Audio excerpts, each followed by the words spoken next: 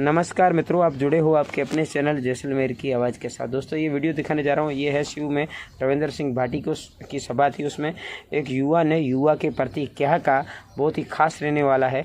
और इस वीडियो को शेयर कीजिए, हमारे चैनल पर नए हैं तो चैनल को सब्सक्राइब कीजिए। तो दोस्तों बिना समय गवाए चलते हैं वीडियो की तरफ, और वीडियो को शेयर अवश्य करना और हमारे चैनल को सब्सक्राइब करना और बेल आइकन बटन को प्रेस करना, ताकि आने वाली हर नोटिफिकेशन दोस्तों सबसे पहले आप तक पहुँचे। जय हिंद दोस्तों, चलते हैं बिना समय गवाए वीडियो की तरफ। आप और हम मिलकर देखते हैं ये वीडियो।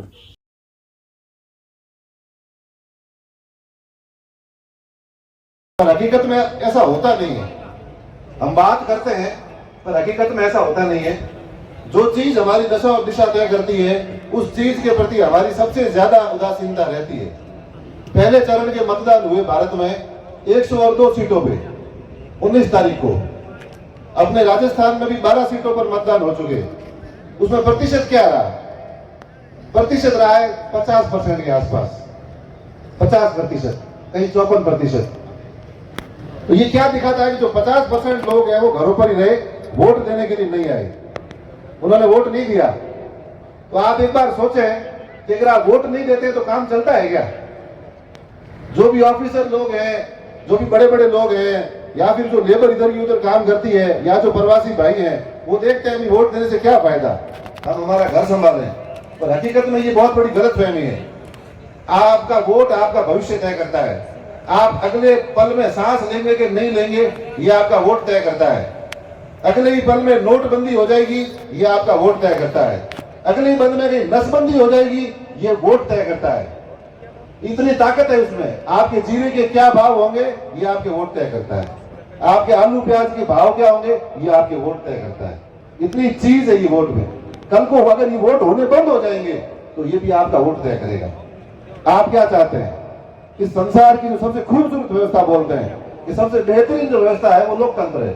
और लोकतंत्र में अगर वोट का आप उपयोग नहीं करेंगे तो बात बनती नहीं है। बाकी आप नारे चाहे जितने लगा दें, अगर आप उस दिन इस बाड़मेर जैसलमेर लोकसभा में अगर 80% मतदान नहीं होता है तो फिर आपकी बातें रह जाएंगी। 21 लाख वोट है, अगर 80% मतदान बढ़ता है तब अपने 16 लाख वोट पड़ते हैं, और तब अपनी बात बनेगी। अगर यही 50% वोट पड़ा तो बात नहीं बनेगी। हकीकत बात ये है। आपके शिव में पढ़ेंगे, जैसलमेर में पढ़ेंगे, पर अगर यही वोट अगर आपके सिवाना 55 में नहीं पड़ते हैं तो बात नहीं बनती है। ये आपका बनाया लाडो है, इसको बींद आपने बनाया। रविंद्र भाटी आपका बनाया बींद है, और इसको फिर से घोड़ी पे चढ़ाना आपकी जिम्मेदारी है।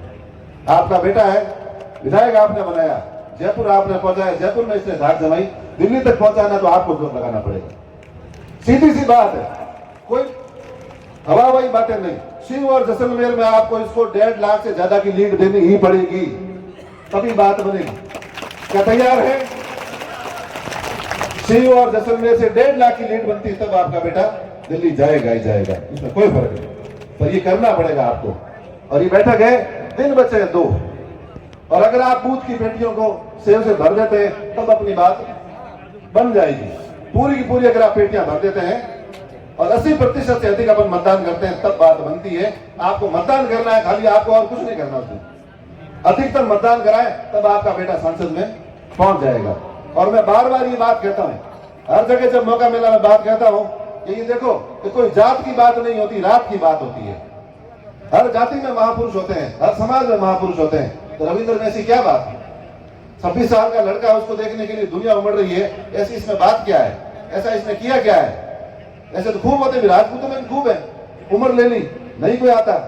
26 साल के लड़के को देखने के लिए दुनिया उमड़ रही है, ऐसी इसमें बात क्या है? तो बात कुछ नहीं है, रात की बात है, वो नक्षत्रों की बात है जिसमें इसका जन्म हुआ है। पहले हम खुद नहीं मानते थे, पर मीडिया वाले लोग भी कहते हैं यार इसके साथ कोई देवी शक्ति काम करती है। ये पता नहीं ऐसे कैसे होता है। और हकीकत में आम मानस में यही है, कुछ ना कुछ चीजें तो होगी, प्रारब्ध की चीजें। और अपन आध्यात्मिक लोग ही मानते हैं ईश्वर की कृपा है, उससे सब कुछ होता है। पर अगर आप प्रैक्टिकल होकर देखें तो 2019 में ये व्यक्ति सार्वजनिक जीवन में आता है। 2019 से लेकर 2024 चल रहा है, 5 साल हो गए। 5 साल का इसका राजनीतिक जीवन है, और कितना होशियारी से, कितना समझदारी से, कितने अपनत्व से ये व्यक्ति चला है। क्या 5 सालों में इसकी आप एक फेसबुक पोस्ट बता दो जो जातिवादी हो? 5 साल में आप कहीं बता दो जो इसने कभी जातिवाद किया हो? छोटा मोटा इससे जो भी बन पड़ी, जितनी भी इसकी क्षमता थी, इसने किसी को जाति नहीं पूछी कि तेरी जाति क्या है जो मैं तेरा काम कर रहा हूं कि नहीं कर रहा हूं। विधायक बना और उसके बाद में ये नहीं पूछा कि अभी तूने मुझे वोट दिया कि नहीं दिया, मैं तेरा काम कराऊंगा कि नहीं कराऊंगा। ये खूबी है उस आदमी की, इसलिए पब्लिक जुड़ती है। खाली राजपूतों के वोटों से नहीं जीता जाता, खाली जाटों के वोटों से नहीं जीता जाता। 36 कौम साथ खड़ी होती है तब व्यक्ति जीतता है। ये बहुत ही सीधी सी बात है और हम सबको ये बात समझनी चाहिए। पूरी की पूरी कौम दीवानी हो रही, जहां भी जाते हैं खाली रविंद्र भाटी का पोस्टर लगा होता है तो क्या लौट आ रहा, लौट आ रहा। मतलब जनता मूड बना चुकी है, जनता ने तय कर दिया। अभी यहाँ कुमार समाज की बैठक थी, उनके मंत्री आ रखे थे। उस मंत्री के सामने आप सोचें कितनी बड़ी बात है, उस मंत्री के सामने ये कहना कि हम हमारे वोट दे चुके, कितनी बड़ी बात है। ये तो छोटी मोटी बात नहीं है। कैबिनेट मिनिस्टर का बहुत बड़ा पावर होता है। और आज ये अमीन खान साहब ने कह दिया कि भाई लोग अपना ओपिनियन सेट कर चुके, हम हमारे वोट दे चुके,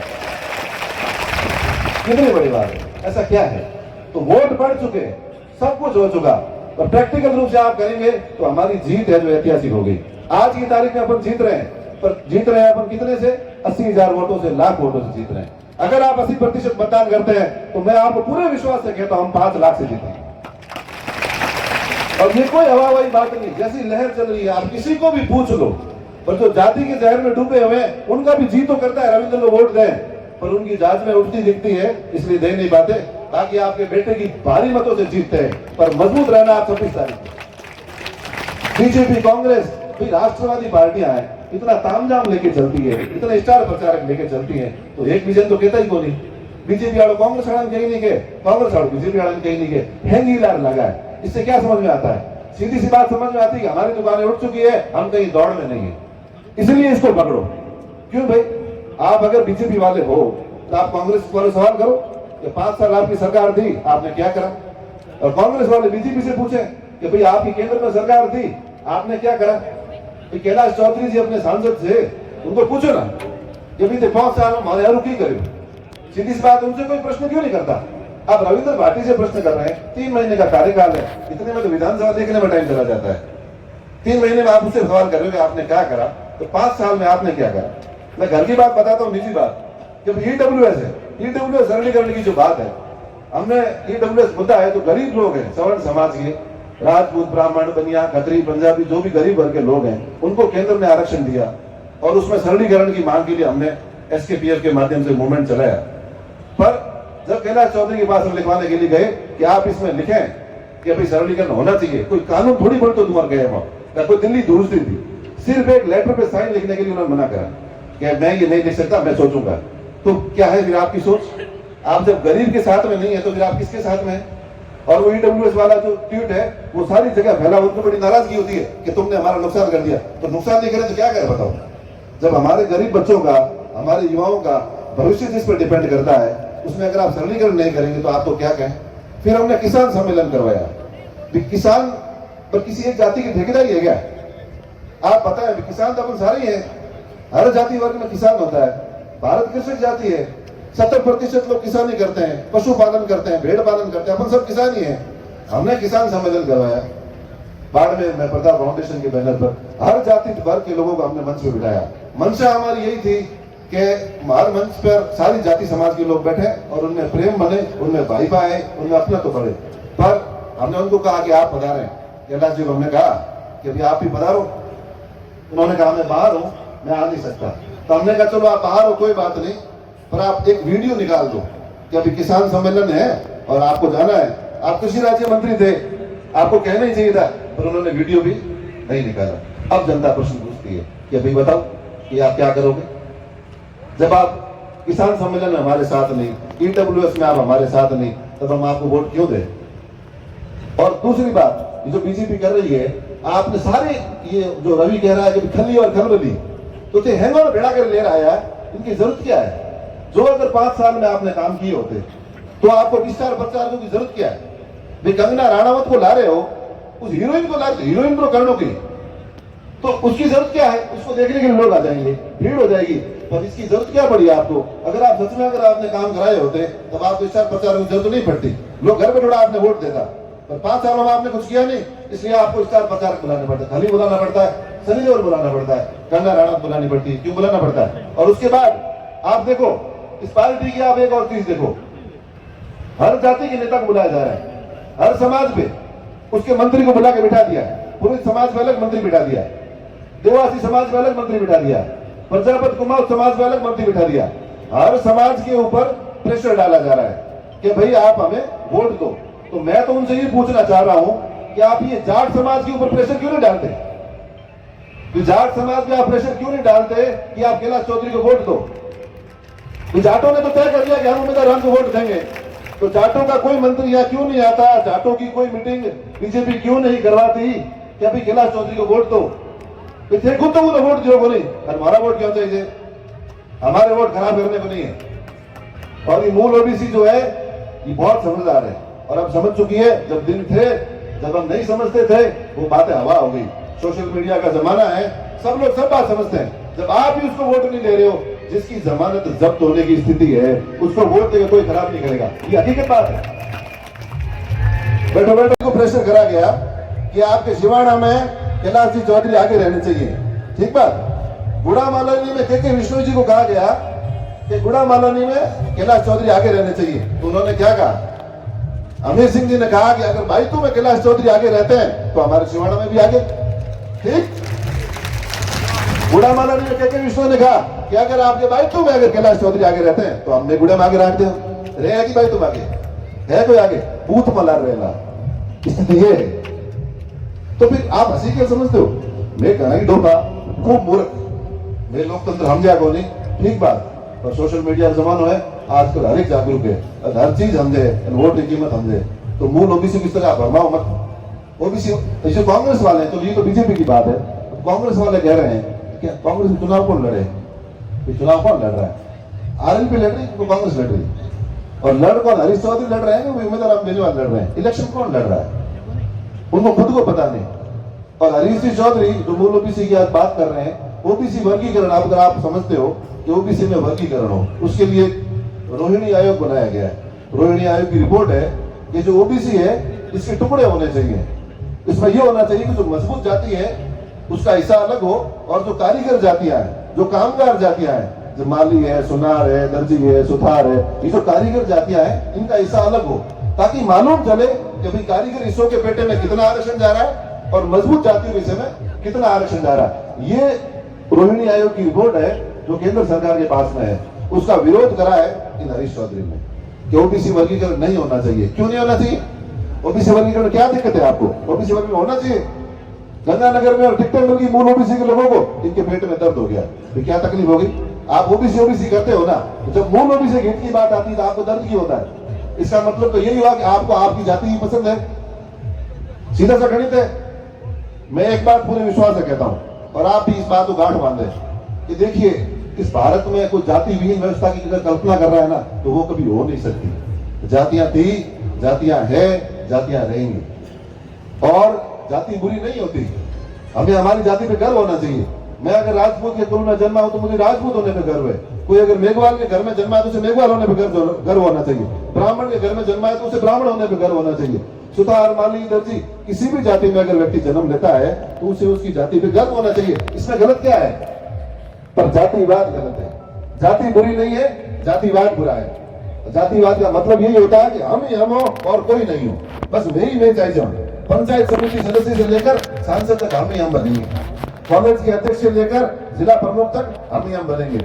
आप मुस्लिमों के वोट चाह रहे हो, कहीं कांग्रेस का मूल वोट बैंक है, तो भी जिला प्रमुख इनको बना देते। आपको कौन मना कर रहा था? आपने अपने आदमी को बनाया। जिला प्रमुख के वोटों में आपने किस प्रकार से क्रॉस वोटिंग कर ली? किससे छुपा हुआ है क्या?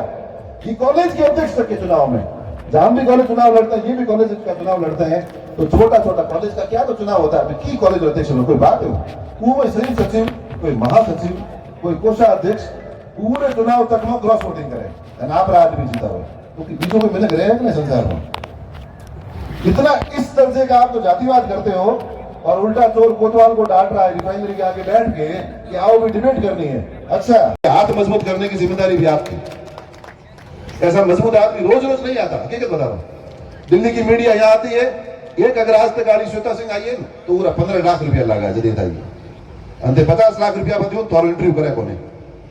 ये ताकत है कि खींच के लाया है कि की कियो दिल्ली मुंबई पूरी बैठी है बाड़मेर में, बीजो की चाहिए बड़े थे की चाहो ये आदमी। ऐसा लगता है कि भाई पूरे देश में कहीं चुनाव हो ही नहीं रहा। मोबाइल खोलो, भाटी भाटी दिखे भी जो कहीं देखते हो, कहीं चुनाव हो रहा है इस देश में? कहीं नहीं हो रहा, सिवाय बाड़मेर, जैसलमेर, बालोतरा के। ये इस आदमी का क्रेज है। और क्या चाहिए आपको? हमारे पास हम तो खूब घूमते रहते, खूब कॉल आते हैं कि भाई पार्टी के क्या हाल है, पार्टी के क्या हाल है। इतनी चिंता है लोगों को, इतना दर्द है लोगों को कि पार्टी जीतना चाहिए। हर पार्टी, हर आदमी को पार्टी पार्टी। तो ऐसा क्या है? और अपन सौभाग्यशाली है कि ऐसे युवाओं को अपने को वोट देने का अवसर मिला है, हमें एक मौका मिला है। तो हम तो दूसरी बार मिले, लोगों ना पहली बार मिले। और मैं ये और कहता हूं मन से, शिव विधानसभा के चुनाव में मैं तो खुद इसके खिलाफ था, हम इसके साथ में नहीं थे और हम सामने खड़े थे। और मैं जिस संगठन से आता हूं वहां उसने यही सिखाया है कि व्यक्ति को कभी घूंघट में नहीं रहना चाहिए, कभी पर्दों में नहीं रहना चाहिए। जहां खड़े हो छाती ठोक कर खुले खड़े रहो। जहां सामने थे तो खुले खड़े थे, आज साथ है तो खुले साथ। घूमटा नहीं काटना जीवन में कभी। और 3 तारीख की बात है, 3 दिसंबर को चुनाव का परिणाम आया। मैं बीकानेर जा रहा था शादी में और चुनाव का परिणाम आ चुका था। अब आप सोचा कैसा माहौल होता है। और मैं खुद वहां पूरा का पूरा महफिल सजी हुई और सारे के सारे रवि के दीवाने। वहां उन्होंने मुझे कहा कि जितनी इज्जत हम आपकी पहले करते थे उससे ज्यादा इज्जत आपकी करते हैं, क्योंकि आप उस सुनामी में भी सामने खड़े थे, उस तूफान में खड़े थे तो सामने खड़े थे। कोई फर्क नहीं है, आज साथ है तो साथ खड़े रहे। आपको मैं कहता हूं अगर आप साथ खड़े हो तो खुल के खड़े हो, कोई कहीं को बिगाड़े, किसी में कुछ नहीं हो सकता। आप हिम्मत से साथ खड़े रहो। वास्तव में आप देखना कि 4 तारीख को एक सोने का सूरज उगेगा और जिसकी चमक पूरा हिंदुस्तान देगा। तो ये अवसर है अपने पास, हम दिन बचे हैं 2 और हम क्या क्या कर सकते हैं ये हम सब विचार करके अपने बूथ मजबूत करें, सब चीज करें। आप हजारों की संख्या में आए, मैंने रोए वो पहुंच मैंने को ना हुए, हकीकत बात है।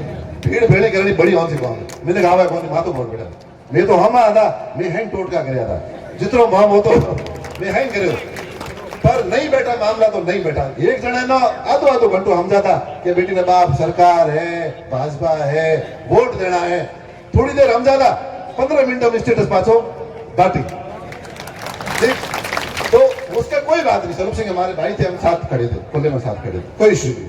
पर अब अगर साथ खड़े, इसकी दीवानगी है, कट्ठे ही पूछो कहते पूछो ए जीतेला 5 लाख वोट आप नाज में पर आपने मजबूत रहना, पूरी ताकत लगाए।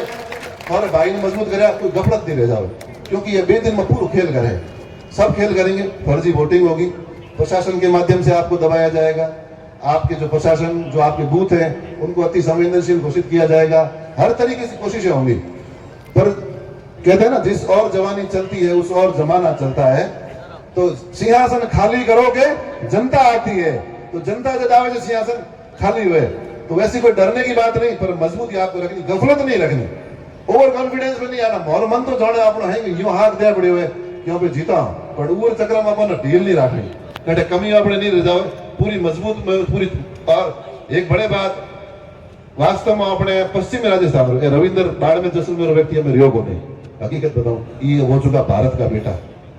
और हर युवा जो भी 25 साल से 50 साल के बीच का युवा है, वो हर युवा इसमें खुद को देखता है। और अगर 4 जून को रविंद्र भाटी जीतता है तो पूरे भारत का युवा उत्साहित होगा, पूरे भारत की युवा की एक हिम्मत बढ़ेगी कि नहीं हम कुछ कर सकते, कि नहीं मैं आगे आऊंगा, मैं करूंगा। और ये जो पार्टियों की तानाशाही है वो तानाशाही खत्म होगी। ये चुनाव बहुत बड़ा चुनाव है, छोटा मोटा चुनाव नहीं है, ये एक सांसदी का चुनाव नहीं है, ये भारत की उम्मीदों का चुनाव है। इसने माहौल बना दिया है, ऐसा चुनाव रोज रोज नहीं होता। तो ये भारत के युवाओं की उम्मीदों का चुनाव है कि जो पार्टियां दिल्ली में बैठ के तय करती है इसी कमरों में कि भाई कहां से कौन खड़ा होगा, तो ये सिस्टम चलेगा नहीं। उसकी आपको लाज रखनी है, आपको बताना है कि आप दिल्ली में बैठ के तय नहीं करेंगे, हमारे यहाँ के लोग तय करेंगे कि कौन खड़ा होगा। ये बात इसको जिताने पर तय होगी, जब आप रविंद्र भाटी को जिताएंगे तब ये बात तय होगी। नहीं तो अगर मन पड़े टिकट दो, क्यों टिकट दो, जब इस व्यक्ति की इतनी नाराजगी है, उसकी जाति के लोग उसको वोट नहीं दे रहे। आप बताओ, बीजेपी में मेन, कांग्रेस में मैं पता लारला के जाए, ये पहली बार विकल्प मिला है व्यक्ति को कि वोट कहां दें, विकल्प पैदा किया इस आदमी ने। बड़ा मुश्किल है वास्तव में, तो ये आदमी हिम्मत जानो, बहुत मजबूत आदमी है, गजब आदमी है, बहुत जोर आवे साहब लड़न में। एमपी इलेक्शन पे हंसी खेल हो रही, विधायक बड़े हो रहे बेटो तकलीफ की है। आप ने पूछे, छत्तीस कौन ने पूछे कि भाई लड़ा कि नहीं लड़ा, थे कौन तो लड़ा, खाना है ना पूछे ना आदमी खड़े हुए, तो वो लाज रख लिया आपने हाथ में। पहली बार आपको बाढ़ में जैसलमेर बालोतरा को विकल्प दिया है। ये जो कह रहे हैं छोटा राजन मोटा राजन, यहाँ मुझे मुक्ति चाहिए तो ये आदमी ने लाओ पहलो ऑप्शन दियो और खतरनाक ऑप्शन दियो है। पचे यहाँ दुकान शटर वटर हुए जो देखी जा है पर आदमी बड़े मजबूती में आप राखे 26 तारीख की हिम्मत आप है खूब खूब है बड़ा मन। जय हिंद जय भारत।